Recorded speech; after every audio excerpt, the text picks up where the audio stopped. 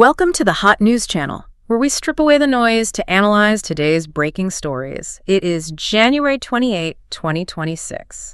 And if you are feeling a sense of vertigo today, a sense that the ground is shifting beneath your feet, you are absolutely not alone. Yeah. We are looking at a day that historians are likely going to circle in red ink for decades to come. Absolutely. Because if you look at the split screen of the world right now, it's terrifying. It's a study in contrast that simply shouldn't exist in a stable, functioning democracy. It shouldn't. On one side, right here at home, you have Minneapolis.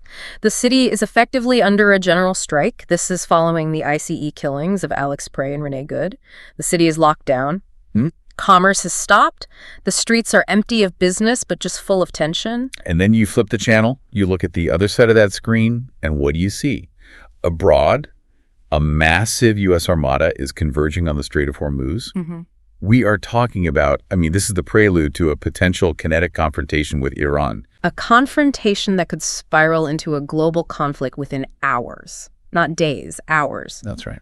So today isn't just another news cycle. We're not talking about polling numbers or, minor policy tweaks here. No, not at all. Yeah. I would frame this as a pivotal moment, a true game changer. And if you synthesize these events, the domestic crackdown and the foreign escalation, what we are witnessing is the disintegration of the traditional rule of law. Both at home and abroad. Both domestically and internationally. These aren't isolated incidents. We are looking at a systemic fracture in what many would call the U.S. empire.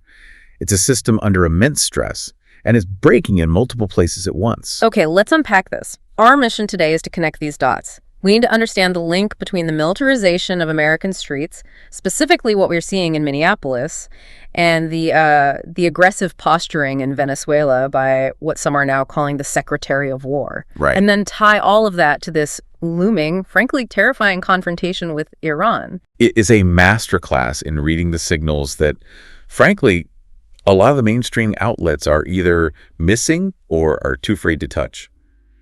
They see the smoke, but they refuse to talk about the fire. And we are going to talk about the fire. We are absolutely going to talk about the fire. So let's dive right into the domestic front. Minneapolis, the city is in revolt. And I do not use that word lightly. And for good reason. You shouldn't use it lightly. This isn't just people being upset. This isn't a simple protest. This is a fundamental break in the social contract. So let's look at the spark, because this wasn't just a protest that got a little out of hand. We have hard data regarding the incident that set this all off. We're looking at the deaths of two people, Renee Good and Alex Prey.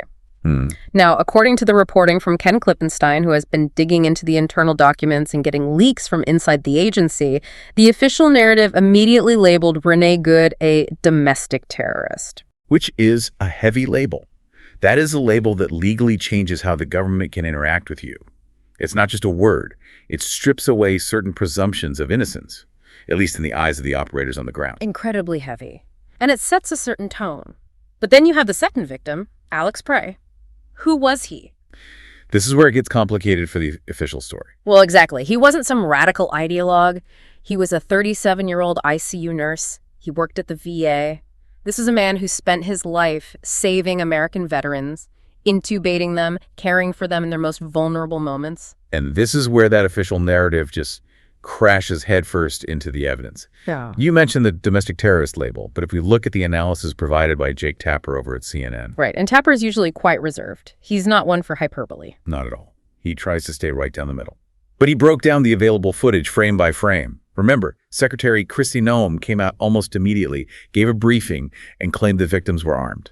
And posing an imminent lethal threat to officers. Yeah. The standard line. The standard line. The fog of war defense. We feared for our lives. But Tapper's analysis of the video paints a completely different picture. It shows Alex Prey standing there. And yes, he's holding something. But it's not a gun. It's his phone. It's a phone. He was recording the interaction. He was doing what any citizen is told to do for their own safety. Document the police. To bear witness. And the details of the shooting itself are just chilling. The autopsy reports, the visual evidence, it all confirms Prey was shot in the back. In the back. In the back. You cannot claim self-defense when you are shooting a nurse in the back. It's impossible. And I think this is the detail that has really fueled the rage on the streets. The medical aid was blocked. That's a key detail that we cannot gloss over. Blocking medical aid is a tactic. It's a deliberate choice. It's often likened to military rules of engagement in a hostile zone meant to suppress an enemy force. This isn't policing. It is not policing in an American city. When you block an ambulance or prevent EMTs from reaching a dying victim, that sends a very, very clear message. And what's that message? The message is that the goal wasn't law enforcement. The goal was suppression. It was to eliminate the target and to send a signal to anyone else watching. And the city heard that signal loud and clear. The backlash has been immediate and profound. We aren't just seeing people marching with signs anymore. According to the analysis by Richard Wolff, Minneapolis is now experiencing a general strike. And we need to pause on that term because it gets thrown around loosely on social media. But Richard Wolff is an economist who is being very precise here. So what does that actually mean, a general strike? It means the nuclear option of civil unrest. It's not just students or activists holding placards in a park. We are talking about shopkeepers closing their doors, employers refusing to open factories, workers withholding their labor across every single sector. Wow. It is a total economic freeze, a city-wide shutdown initiated by the people themselves. It's the community saying, we withdraw our consent for this system to function. Precisely. It turns the economy into a weapon of resistance. It says, if you are going to kill us in the streets, you do not get to make money off our labor. The whole machine stops until there is justice. But here's where it gets really interesting, and frankly, unexpected. You'd think an agency like ICE or Border Patrol, they'd be unified in this, right? The classic blue wall of silence. You'd expect them to close ranks, defend their own no matter what. Right. But according to Ken Klippenstein's sources from inside these agencies, there is massive internal dissent. That was one of the most surprising takeaways from Klippenstein's reporting for me. He actually spoke to people on the inside. He interviewed 8 agents, and it's really important to note who these people are. They're not activists. No, these aren't left-wing whistleblowers burrowed into the agency. These are mostly Republicans, career law enforcement officers, people who, in many cases, voted for this administration. And what do they say? What was their take on the Minneapolis operation? They were horrified. They used words like unprofessional, chaotic, and crazy. Crazy. That is not a word you want to hear associated with federal agents carrying automatic weapons in an American city. No, it's not. And it gets worse. One agent explicitly compared the federal response not to an elite strike force, not to a professional law enforcement action, but to an episode of Reno 911. Reno 911, the comedy show. The comedy show. The one about incompetent, bumbling cops. That is satire. It is scathing. Imagine being a career professional, someone who dedicated their life to this work, and watching your agency turn into a slapstick tragedy where people actually die. It's a sign of a deep, deep rot. And do they know why? What's the cause of this chaos? They blame the personnel pipeline. They are saying that the administration is deploying young, inexperienced recruits. And get this, we're talking about people with just 6 weeks of training. 6 weeks. 6 weeks versus the standard academy training, which takes months and months, sometimes close to a year, depending on the specialization. You can't learn to be a mall cop in 6 weeks, let alone a federal agent dealing with high-stakes civil unrest. That's nothing. And that's the danger. The analysis from these inside sources suggests we are seeing a fundamental shift from professional law enforcement to what some of them are describing as hooligans or Proud Boys with badges. So it's an ideological shift, not just a training issue. It's both. When you strip away the training, the ethics, and the professional standards, and you replace it with high-octane political ideology, you end up with a force that lacks antibodies to illegal orders. Antibodies to illegal orders. That is a frightening phrase. It is. It implies that when the order comes down to shoot or to block the ambulance, a professional, a properly trained officer would say, no, that violates the Constitution, that violates our rules of engagement. But these new recruits, they just say, yes, sir. They see the population not as citizens to protect, but as an insurgency to quell.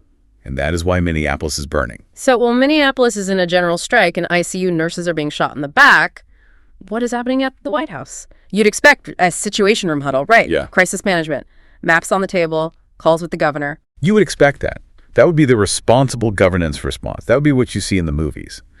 But the reality is much more cinematic, and not in a good way. Cinematic is one word for it.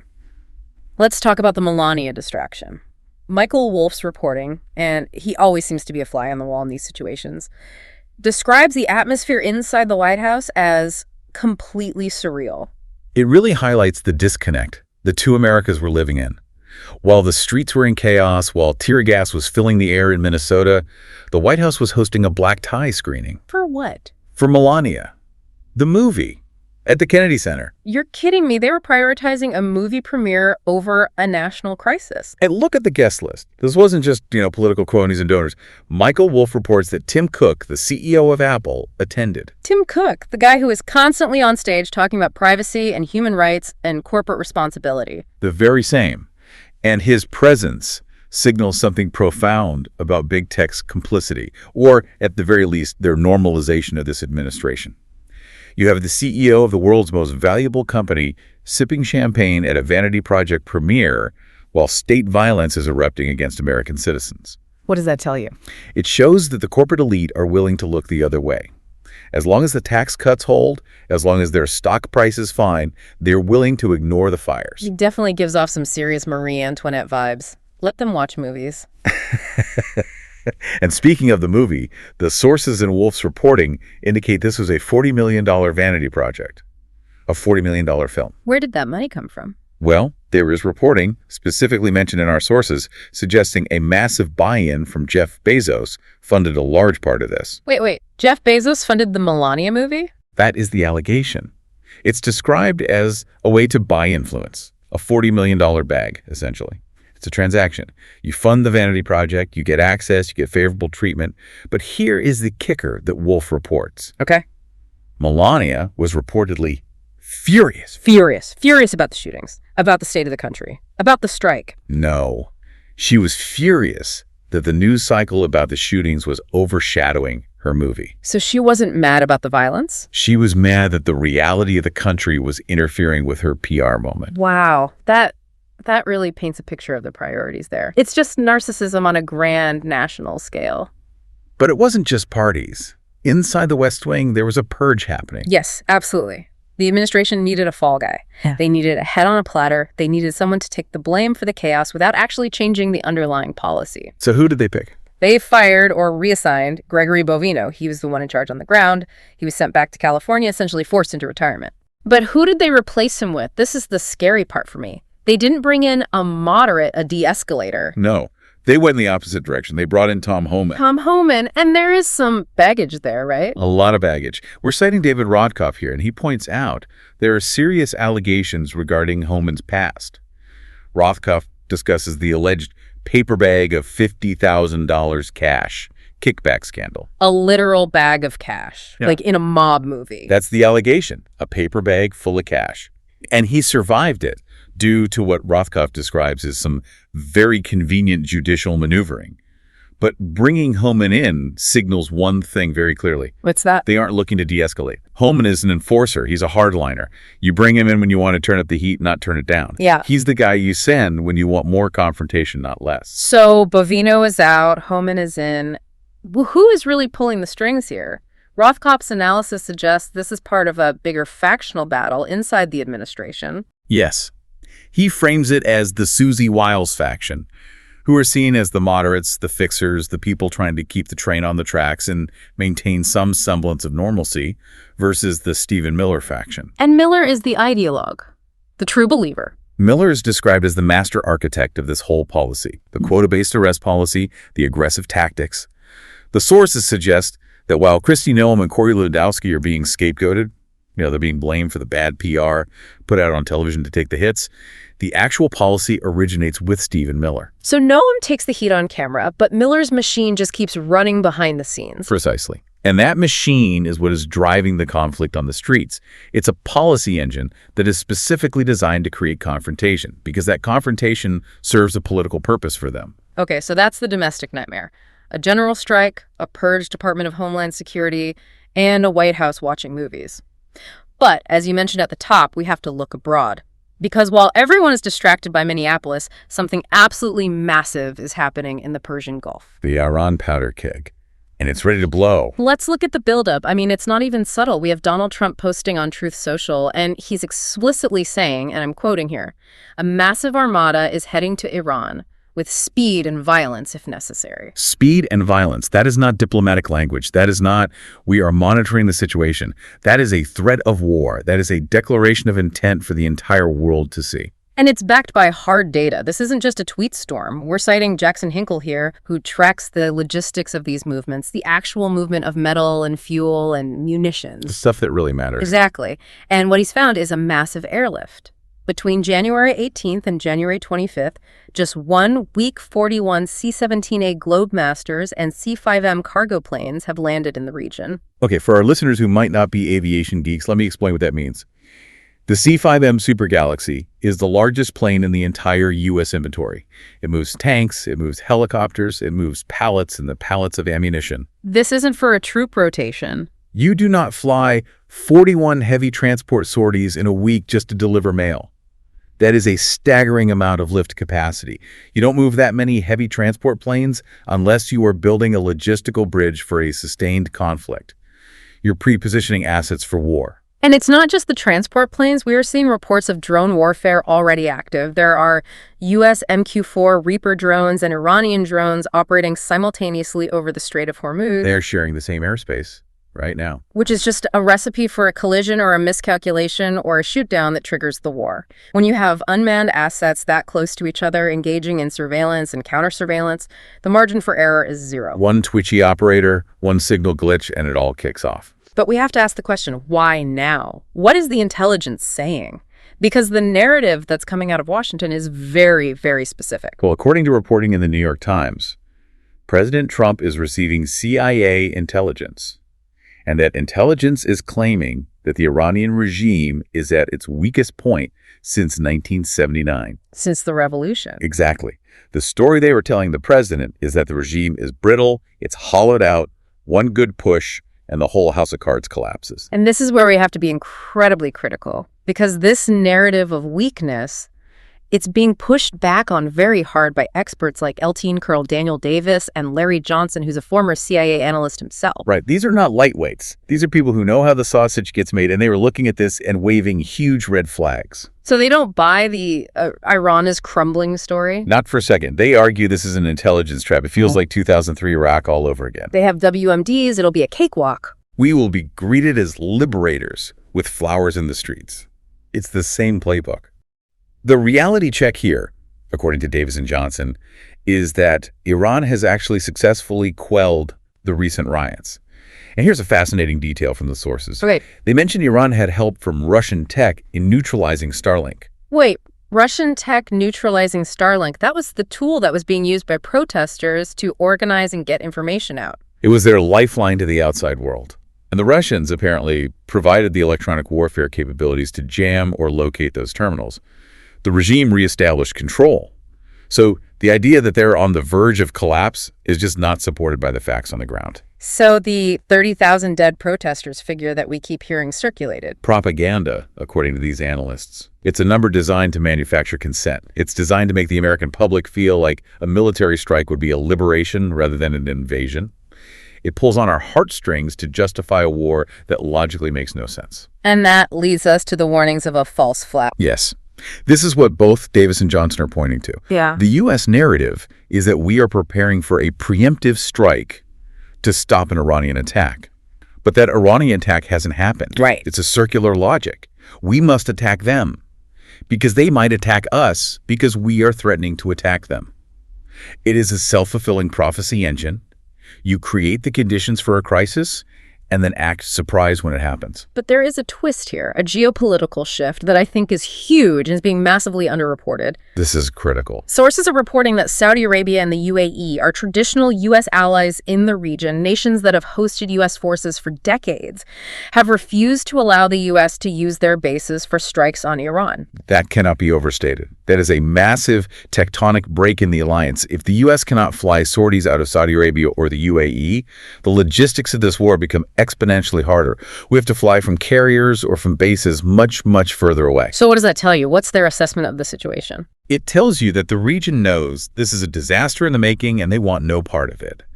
They know that if the U.S. strikes Iran, Iran strikes back. And where do they strike? They strike the oil fields and the cities in the Gulf.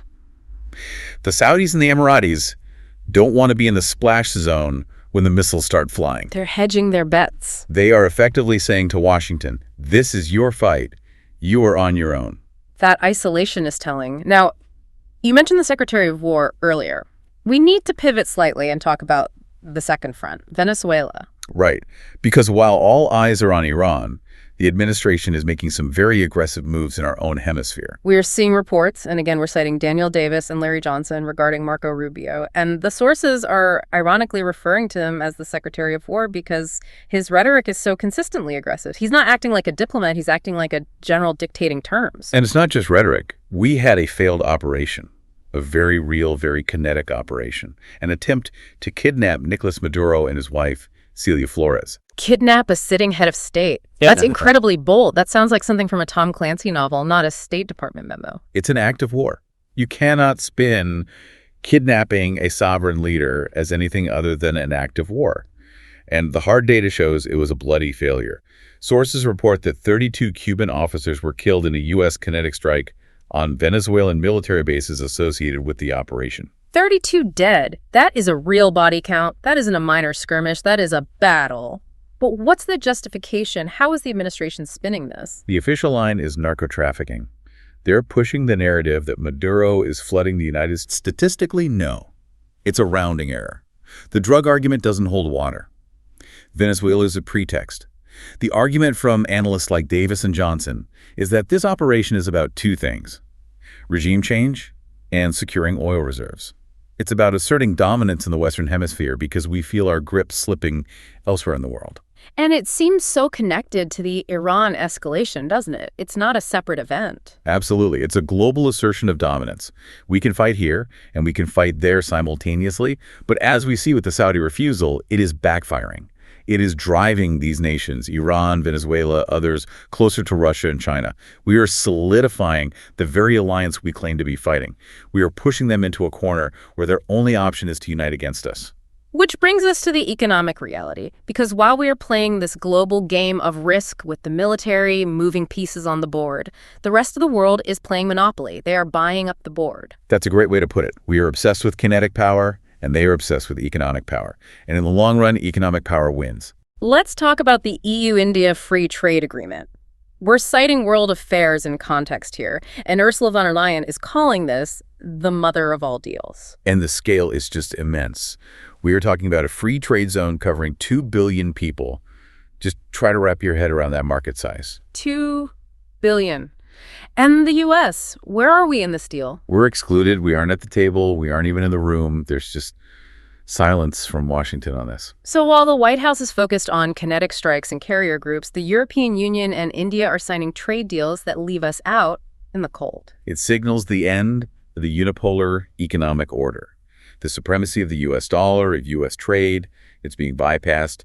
Other nations are looking at the U.S. and seeing instability, seeing sanctions, seeing the threat of war, and they're saying, you know what, let's just do business with each other instead. And if that wasn't enough economic anxiety for one day, let's talk about the technological shift, the silent displacement that is happening while we all watch the loud explosions. The job shock from advanced automation. Right.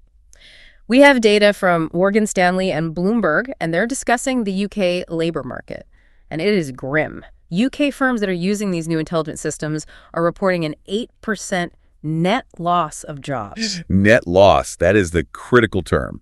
For years, the tech optimists told us, oh, these systems will create more jobs than they destroy. It'll make us all more productive. That data says otherwise. It means the new jobs being created aren't keeping up with the jobs being destroyed. The hole is getting bigger. And we have a chilling warning from Dario Amodei, the CEO of Anthropic. He used a phrase that just sent a chill down my spine. He warned of a country of geniuses in a data center. That is a terrifying concept. Let's really visualize what that means. What he's saying is, imagine you have a data center filled with these computational models.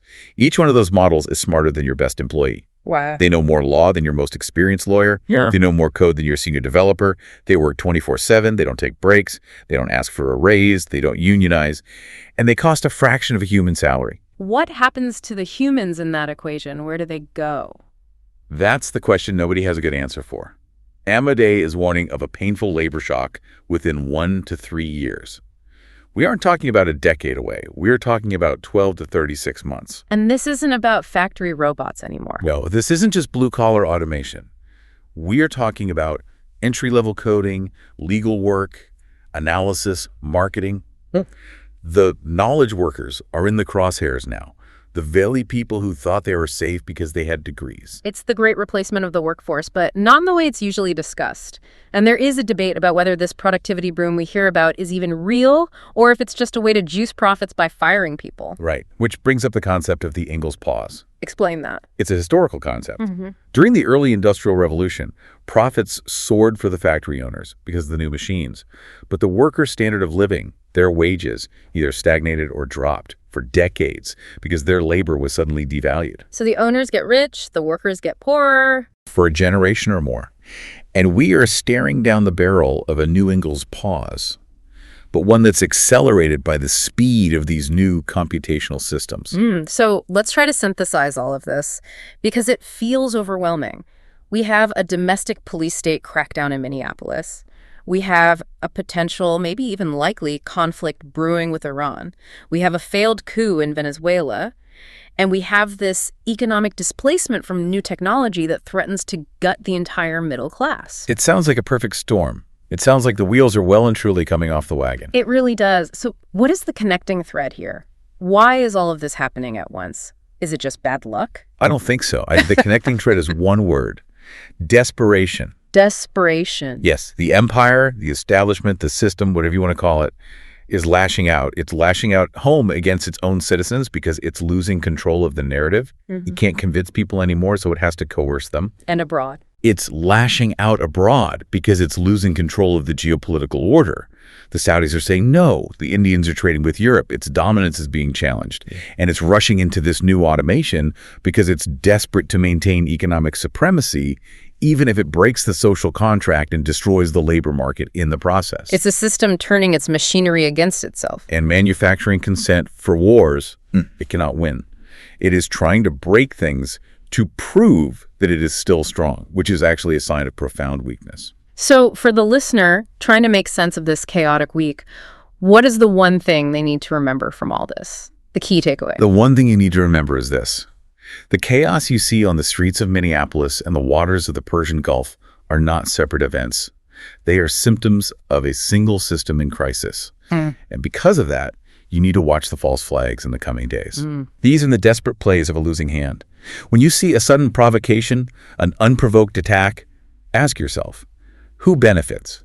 Does Iran really benefit from attacking a U.S. ship right now? Does a nurse like Alex Prey benefit from attacking federal police? Or does the system benefit from the escalation that follows? That's the question you have to ask. That is a powerful thought to leave us with. If you found this analysis valuable, hit the plus or follow button on your podcast app and give us a like. Subscribe to the Hot News channel for more deep dives. Until we meet again, goodbye. Goodbye.